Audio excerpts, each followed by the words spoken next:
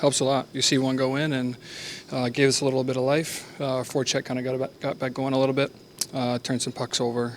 We started skating a little more. So it's nice to see one go in. We've had trouble kind of putting them in lately, and it's nice. That was a nice little play by those guys. What can you say of how this team stuck with their game despite maybe some of the frustration of not being able to capitalize on those chances? Yeah, it shows resiliency.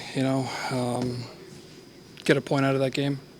Those all count later on in the season, so that was important. But we have a tough time putting ourselves in that situation. In that game, gave up a shorthanded goal and then a power play right after. So I got to clean up special teams a bit. It seemed like a lot of the passes were missing. It was just one of those kind of nights out there. Just a little sloppy. Yeah. Just a little sloppy.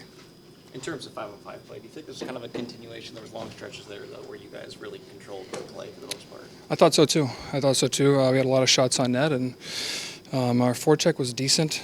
We tried to be aggressive as defensemen and help that out a little bit.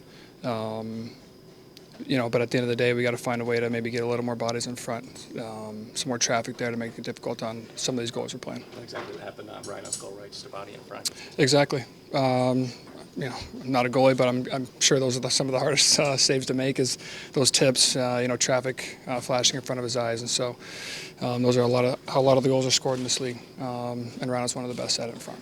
What do you attribute some of the sloppy play to? Is it just one of those things, or is it something that you guys can focus on? Or I'm not sure. Just lock it in, I think, a little bit more.